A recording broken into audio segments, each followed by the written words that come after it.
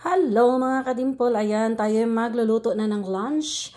Maaga tayo ngayon magluto dahil marami pong lulutuin si DJ Dimple. So nakita nyo, mayroon po akong dalawang meat, ayan, chicken breast at saka giniling na pork. So dito tayo mag-umpisa sa sayuti. Nag-harvest pa ako sa aking garden. Sayuti gisado po ito, lagyan ko siya ng oyster oil at chicken breast, yan mga panakot. Then pangalawa nating ulam, magluto po ako ng talong. Lalagyan ko siya ng pork giniling at eggs.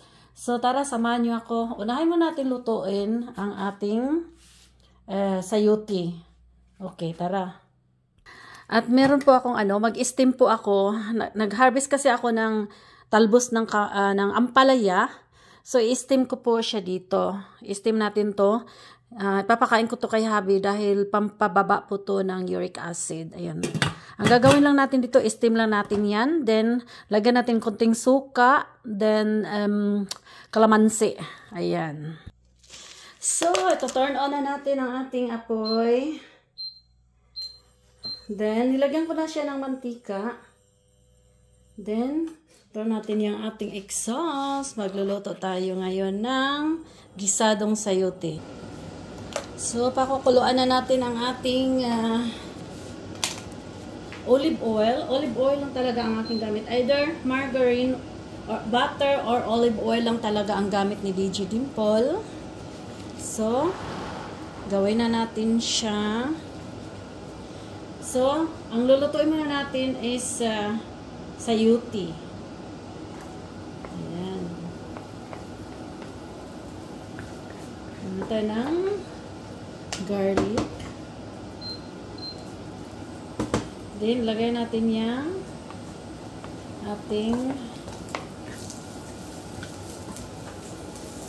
onions.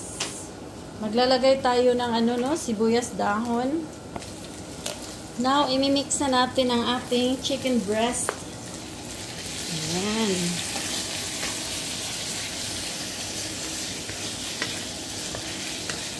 Fry natin siya until golden brown.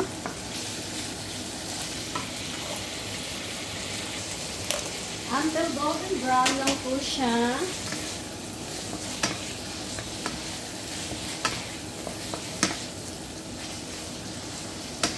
So, fry lang natin siya until mag-golden brown ang ating chicken breast. Then, maglalagay po ako ng oyster sauce, magic sarap, garlic powder, and pepper.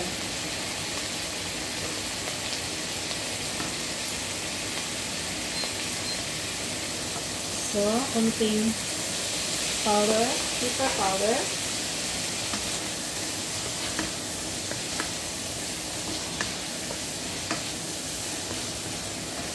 Natin siya ng garlic powder.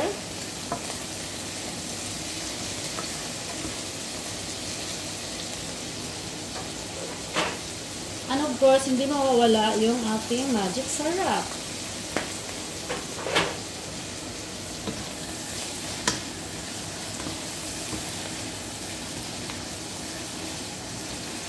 So, next step, lagyan natin siya ng lagyan natin siya ng oyster sauce.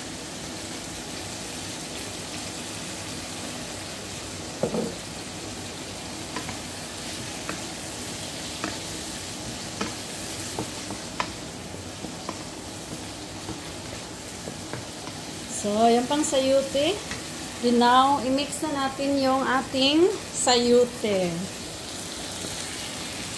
Dami ko palang sayute, no? Kasi, kasi to isang beses lang ako magluluto, pero, ikikip ko naman to siya sa, sa refrigerator, no? Pwede mo naman siyang kakainin within a week. Oo, hindi naman masisira. So, maglalagay po ako dyan ng tuyo. Lagay tayo ng soy sauce. Para may kulay ang ating sayote.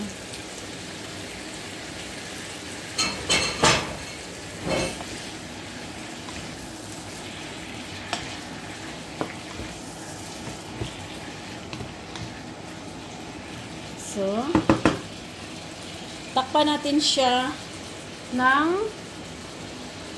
5 minutes. 5 minutes, takpan natin siya ng 5 minutes. Cook natin siya. So, ayan, tignan natin. Luto na ba ang ating gisadong sayote? Mga kadimpol, hindi po ako nag-a-add ng water. Kasi gusto ko kasi ang sauce ng ating gulay galing sa chicken breast at saka sa gulay mismo. Hindi ako nag-a-add talaga ng water dahil kumbaga mawawala yung vitamins.